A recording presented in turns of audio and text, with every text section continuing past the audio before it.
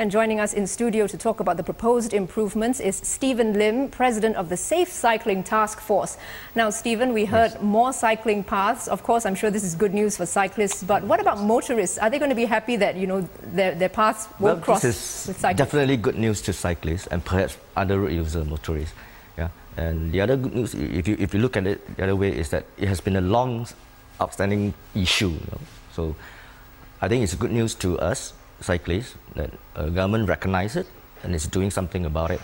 So I think it's definitely a good news to everyone.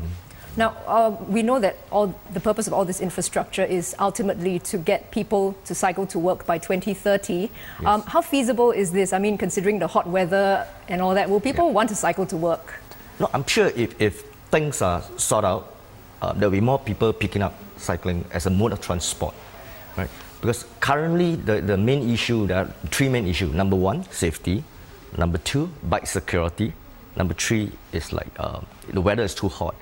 So if there's shower facilities, right? So if we can sort out this three things, I'm sure there'll be more people will be willing to pick up cycling as a transport. I presume employers need to be brought on board as well to provide these facilities like shower facilities, a place to store your bike. In fact, at this moment, there are already some employers are actually encouraging their staff to do that. They build shower facilities in the office. So we just need more of these employers to come on. Right, okay. Yeah.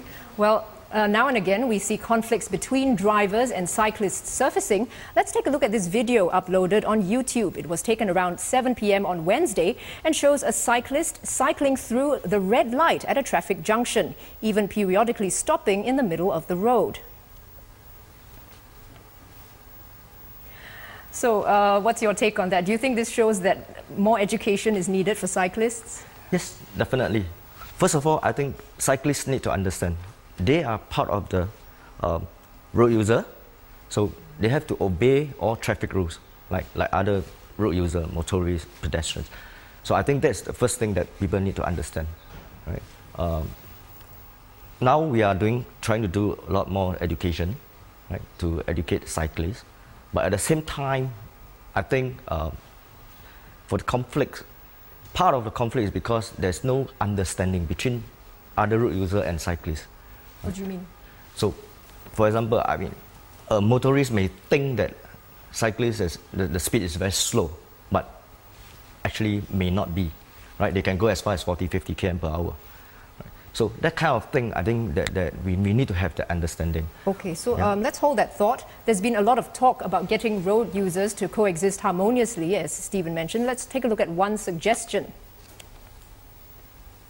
In the past, in order to own a bicycle, they need to go and apply license. I thought this is quite a good suggestion. Perhaps we can do it with a tweak. Before they are given license, perhaps LTA can ask the applicants to go for lessons, to understand the do's and the don'ts of cyclists.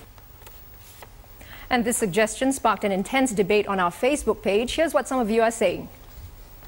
Well, Terence says cycling is a hobby for many and it's an absurd idea that they should be licensed to pursue their hobby. Jack, however, disagrees. He points out that to some, cycling is not just a hobby but also a means of transportation. He says cyclists who don't know road safety regulations not only inconvenience other road users but also put themselves in danger. Now, Ed here thinks that cyclists should be banned from riding on pedestrian paths and they should only be allowed on the roads. He also thinks that all traffic laws should apply to cyclists while they're on the roads. Now, Lawrence questions the need for a license. He thinks it's enough if cyclists who break traffic rules are fined. What are your thoughts on this topic? Join in the conversation on Facebook and Twitter. So, Steven, what do you think about making cyclists get a license, go through a test, go through an exam? Well, I think it depends on how you look at it. If going through that test exam, yes, it may increase the capability, the competency of the individual, but I think it doesn't necessarily mean it's going to improve the whole system.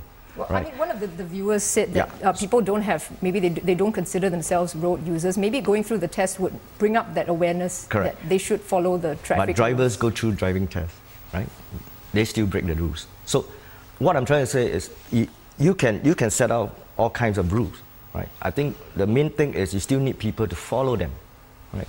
So I think the thing is, not that I know of, any country in the world has this sort of system to make a cyclist going through a test before they can ride on the road. So I hope we're not going to be the first, right? And I think it's just not feasible. And at the end of the day, you're going to discourage a number of people not to pick up cycling as a mode of transport because you have to go through all kinds of tests, right? So I think it's not quite feasible. And then the thing is that to implement it is very tedious. Okay, thank you very much for your opinion there, Stephen. I'm afraid that's all the time we have today. That was Steven Lim on making our roads safer for all road users.